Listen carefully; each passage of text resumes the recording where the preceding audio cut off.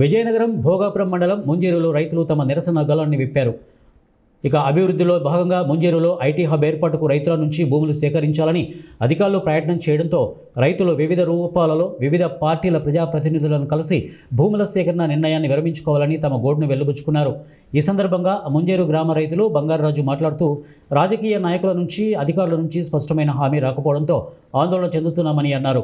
ఈ కార్యక్రమంలో పెద్ద ఎత్తున ముంజేరు గ్రామ రైతులు పాల్గొన్నారు. మాకు ఏదైతే రైతులకి ఇక్కడ పిల్లలకో ఏదో కావాలి అని అంటే వాళ్ళకి పనికొచ్చే ఉద్యోగాలు ఏవో ఇచ్చేవంటే ఒక అభివృద్ధి. అసలు జీవనమే మొత్తం తీసేసి ఇక్కడ బ్రతికే జీవనం ఈ జీవితమే మా భూమి. మా రైతులకి వారసత్వంగా మా తల్లిదండ్రుల నుంచి వచ్చినది ఈ భూమిని లాక్కుంటాడు. మేము ఎక్కడ పోవాలి? అసలు మాకే రాజ్యాంగం కల్పించలేదా? రాజ్యాంగం హక్కు ఇచ్చింది కదా, రైతుకి ఒక చట్టపరమైన హక్కు ఇచ్చింది. ఆర్టికల్ 302లో క్లబ్స్ క్లాసు 91(1)(a)(b) కింద కొన్ని హక్కులు మాకు ఇచ్చింది. ఏదైతే ప్రైవేట్ కంపెనీలకి ల్యాండ్ ఇవ్వాలనుకుంటే ఒక పర్సెంటేజ్ మెజారిటీ ఓటింగ్ వేయాలి, ప్రజల అంగీకారం రైతులు తెలియాలి. 70% గవర్నమెంట్ అయితే, అదే ప్రైవేట్ అయితే 80% ఇవ్వాలి. ఇక్కడ కనీసం 10% కాదు కదా, 1% కూడా ఎవరికి అంగీకారం లేదు.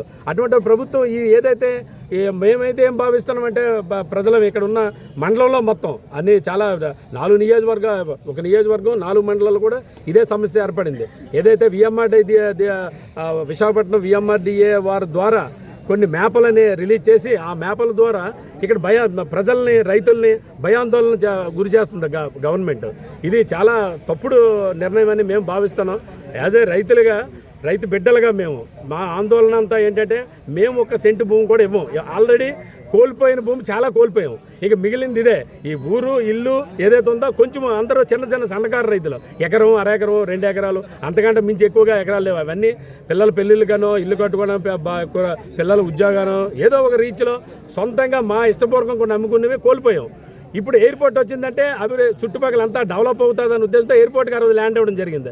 అయితే అభివృద్ధి అని చేసి ఇప్పుడు బడాబాబుల చేతిలో ఈ భూములు పెట్టి మమ్మల్ని మళ్ళీ రోడ్డు పాలు చేసి ఎక్కడో మేము వలసలకే పోవాలనా మీ ఉద్దేశం ఏంటి? ప్రభుత్వం ఇది మంచి పద్ధతి కాదు. దయించి ప్రభుత్వం ఒక మంచి ఆలోచనతో ఇవి ఎక్కడైతే గవర్నమెంట్వి బీడు భూములు ఉన్నాయో, వాటర్ సోర్స్ లేని ఉన్నాయో అక్కడికి వెళ్ళి మీరు కంపెనీలు పెట్టండి. అవసరం అనుకుంటే 100 కిలోమీటర్లు వెళ్ళి ఉద్యోగాలు చేసి వచ్చిన రోజులు ఉన్నాయి. వెళ్తారు ఇక్కడి నుంచి. మీరు మీ గవర్నమెంట్ తాలూకు ఏవైతే ల్యాండ్స్ ఉన్నాయో అవి చూసిన ఎట్టి పరిస్థితుల్లో కూడా ఇది ఉద్యమం తీవ్రతరం అయ్యే పరిస్థితి తేకుండా దయించి గవర్నమెంట్కి మా విన్నపం ఏంటంటే ఇది వాటర్ బాడీ సోర్స్ ఉన్న ల్యాండ్స్ మిగిలినవి.